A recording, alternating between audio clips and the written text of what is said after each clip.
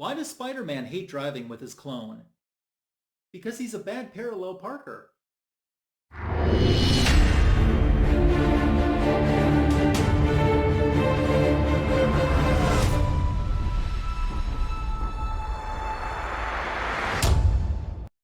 After a holiday break, I'm back. I hope that you've been good, and I thank you for tuning in to this Comic Book Editions video, volume 129. In today's video, it's going to be part 2 of a spectacular spider haul. In addition, we're going to recap an AOK from Comics4Thomas as well. Thanks again for stopping by. If you're new to my channel, I hope that you'll click the subscribe button. It's a great way to show support. Before I begin showing comic books, I'd like to express my condolences to the family and friends of Simon R. Simon was very supportive of my channel, as he was with many YouTubers. We're losing too many awesome community members, and I'm so sorry to hear of his passing. I hope he knows how much I enjoyed chatting with him and valued his friendship. I've left a link to a GoFundMe in the description for this video, and if you're able to help out, I know his family would appreciate it. So it was in Comic Book Editions volume 125 that I started a spectacular spider haul, and I promised you it would be continued, which it is in today's video. So let's get started looking at some books that I've recently added. My spectacular spider haul consists of comic books from the series Peter Parker, The Spectacular Spider-Man. And we're going to start out part 2 of these books with issue number 21. You know I love my Bronze Age comic books. I always say I haven't met a Bronze Age comic book that I didn't enjoy. And the Peter Parker Spectacular Spider run was always one that I felt a little bit closer to. Maybe it was because it didn't start until, closer to the end of the 1970s. So it seemed more attainable to be able to get a lot of the issues. And working on that collection and working on that run is a priority for me. And as you'll see in this video and future ones to come, I've taken a big chunk out of working on this run recently. So this is issue number 21. Here we have the Scorpion. Scorpion was more recently seen around this time in issue number 1 of the Ms. Marvel comic book, and that's recapped a little bit inside of the story.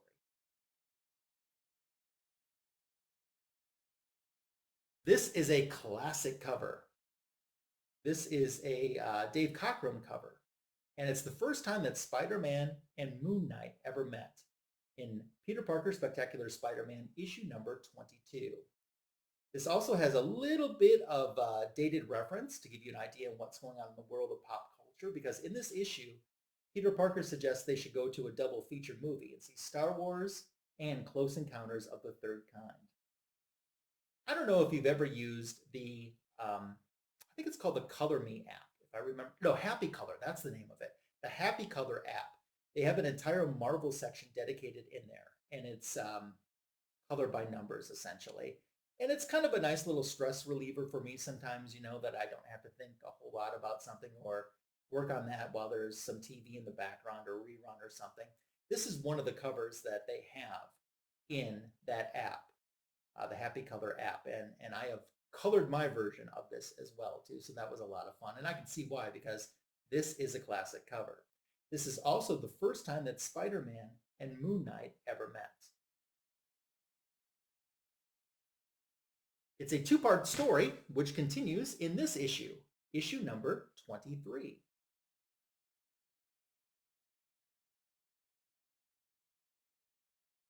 I enjoyed the Moon Knight series. I'm a Moon Knight fan. Not as big of a fan as some other people in the community, but I do like the character. And I'm a Spider-Man fan too. So this was just a natural fit. So the next question you might be wondering, is it there? Is it there? Is it there? Did he get it? Did he get it? Did he get issue 24? Did he get it? Did he get it? Did he get it? He got it. So issue 24 is the one that has just shot up in value since Sony's announcement that they're developing a Hypno Hustler movie. And I think it's Danny Glover that's going to be starring in that. I mean, come on. Hypno Hustler is a D-list villain. Do I think this movie is going to be a big success? Is that fair to say since I haven't seen it or know anything about the movie? No, probably not. It's just that how does Hypno Hustler get his own movie ahead of so many other more deserving characters? That's what I wonder. And has Hypno Hustler ever battled the Disco Dazzler? I don't think so. If I'm wrong, make sure to leave me a comment below because I've forgotten about it. That is would be such a better, Hypno Hustler and Disco Dazzler would be better adversaries for each other than Spider-Man. I did get this book before the announcement of the movie. I got this back when this was a $1 book. This is not a $1 book anymore. So the comic book fates were on my side at the time that I picked this up and added this into my collection. The story was definitely wonky Bronze Age. Usually I say it's always wonky Silver Age, but this was a little wonky Bronze Age. So, but it's in the collection and that's what counts. The next issue is that I'm going to show you is issue number 25. And this is one that really got me excited because it's the first appearance of a Spider-Man villain, Carrion. And it started a big story arc that lasted several issues with Carrion. And I had never read this story before. As a matter of fact, all of the books that I'm showing you, I had never read before. This storyline was really good. I mean, considering it's decades old, to me, it held the test of time. And I was glad that I read it and really enjoyed it. At the end of this issue, Spider-Man ends up becoming blind. It also has a cameo appearance of Nova, who was a brand new superhero at that time too.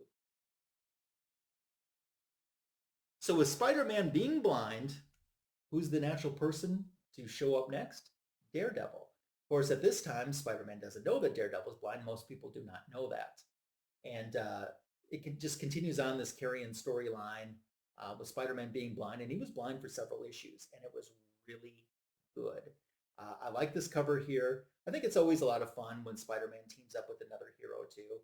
And, we had that with Moon Knight earlier. Something else that I noticed in this run of Spectacular Spider-Man, White Tiger is almost kind of a supporting character throughout every issue too. And that either, if I knew about that, I had forgotten about it or I wasn't aware of it. But I was surprised at how much White Tiger I actually found in this run of issues.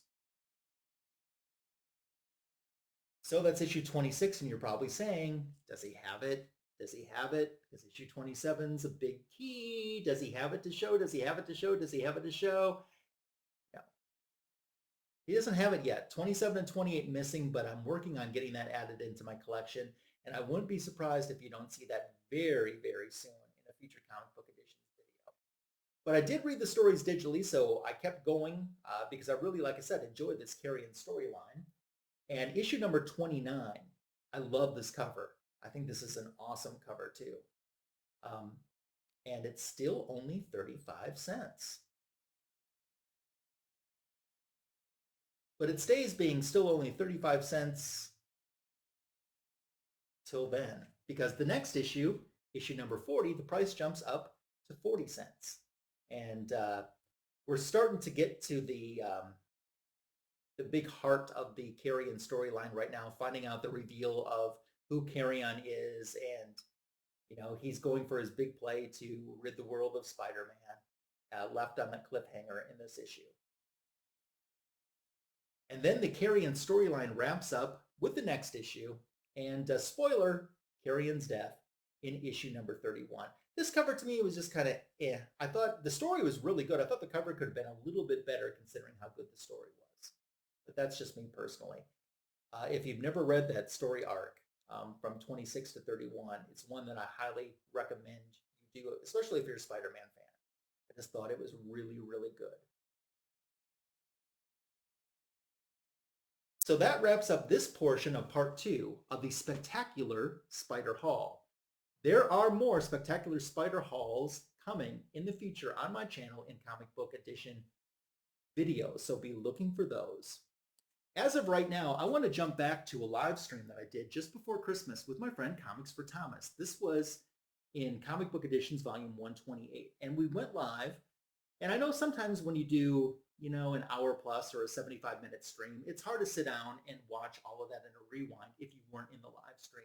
So I'm just going to go through and show you some of the books that I unboxed in that video. I'm not going to spend a lot of time on them because you could go back to that video if you want to see me talk more about each book individually.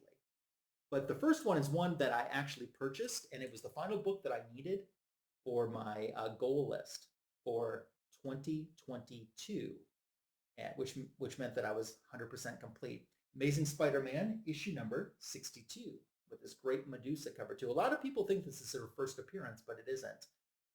Medusa's first appearance was in a Fantastic Four issue when she was evil and part of the Frightful Five.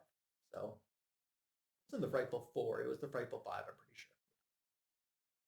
But Thomas was able to find this for me, and then I had him send it to his cleaner and presser, and we got it looking really spiffy. So that made me happy. As I said, I'm going to go through these pretty fast since I went in detail during the live stream. I love this cover for Avengers number 81. This begins the AOK portion of the books that Comics4Thomas sent me. Spider-Man fans will like seeing this comic reader. This is number 206 and one that I didn't have. I think that's awesome. I'm working on my Daredevil run, which featured Black Widow. And at this point, by issue number 92, she was a co-headliner of the title. A book that Thomas sent that really surprised me, I'm so glad he did because I wanted this so much, is the third appearance of Star Sapphire in Green Lantern, issue number 41, some Silver Age goodness. Thomas knows I'm working on my Justice League run. Here's issue number 61, which helps me checkmark another Justice League book off of my goal list. Then he picked up some Millennium edition comic books for me. These were reprints that were done in the year 2000, and actually there's some value to these now. Here's the Millennium edition of Action Comics number 1. And then he sent me the Millennium edition of Brave and the Bold, issue number 28. Of course, the first Justice League. They just did a facsimile of this just a few weeks ago. Oh, maybe about a month ago now. Right at the end of last year, too. Thomas AOK'd me some X-Men, starting with X-Men number 219. Issue number 220. I almost bought this, too.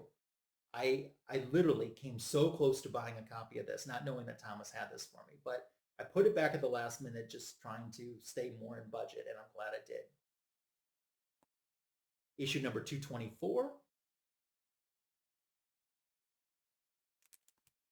Issue number 285. Then we'll jump a little bit more modern with X-Men Volume 4, issue number 13. This is the Cyclops Alex Ross Timeless cover. And I'm working on just trying to pick up as many of the Timeless covers that I can get. I see that there's a second batch of Timeless covers coming that I think are devoted to the villains. I think those are coming out in March. There's some good images too, including the Dark Phoenix one was probably my favorite. It really blew my mind when he sent me a Golden Age Wonder Woman, issue number 52. So much fun to read. Love this. And then something that was a Canadian exclusive was Oatmeal that had Wonder Woman in the box. You couldn't buy this in the United States, but in Canada they had it. And I asked Thomas to pick me up a couple boxes. I didn't need the oatmeal, I just need the packaging. And he took care of that for me too. As I said, you could see the full unboxing of this, and I talk more in depth about each item in that video, Comic Book Editions Volume 128 here on my YouTube channel. So out of everything that I showed you today, what was your favorite? I would love to know in the comments section below, as your comments are always welcomed, encouraged, and appreciated. Make sure to subscribe to my channel if you're not subscribed already. Sharing my channel and this video with someone that you think might enjoy it is another great way to show support, and give it a thumbs up, a like as well. Next week, Comic Book Editions Volume 130. I think I'm going to share with you some of the comic book / superhero related items that ended up being gifted to me for Christmas 2022. So look for that next week. Until then, take care and have a great rest of your week.